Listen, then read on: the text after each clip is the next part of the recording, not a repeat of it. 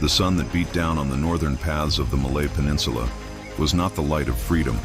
It was the harsh glare of Siamese supremacy. This was the dark era following the 1821 invasion, and Kedah was a land humbled, its sultan exiled, its people resigned.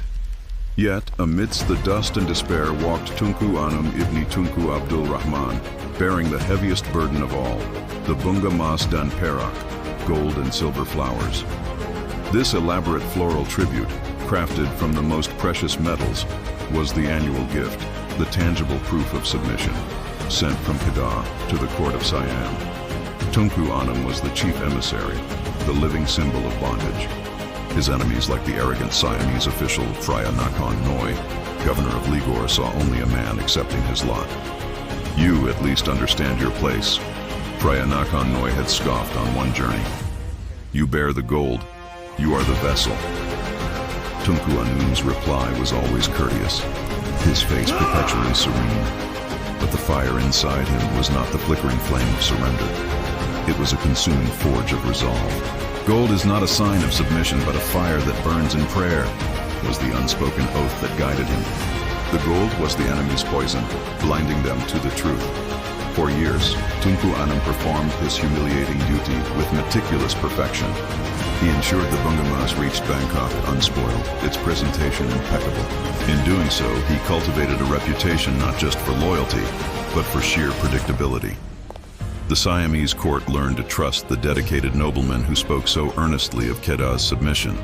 But the real treasure he carried was not the gold flower, it was intelligence. Woven into the silver filigree of the tribute, hidden within the hilt of a trusted retainer's carries, or whispered in the shadows of temples, was a constant stream of reports. Garrison numbers, harvest dates, and Siamese political divisions. Tunku Anum used his diplomatic access, the vessel of gold, to mask his role as a spy, a strategist, and a tireless advocate for his exiled sultan. His movements were the steps of a master chess player. He was building the swiftly covert strategies, the silently moving storm, that would eventually sweep the occupiers away. The aged sultan, weary and exiled, began to doubt the wisdom of this perpetual tribute. But Tunku Anum, standing before the royal council, presented his endgame. The Siamese, he explained, were growing weary of war in the south. They needed stability and believed the best way to maintain control over Kedah was to divide it. Tunku Anum had planted the idea: allow the sultan to return, but split Kedah into smaller, supposedly loyal regions, Muang, each ruled by a local nobleman they believed to be pro-Siamese. When the nobles recoiled at the idea of partition, Tunku Anum delivered his masterstroke. "I have petitioned for the region of Kubang Pasu," he announced. He revealed his siyasa, strategy.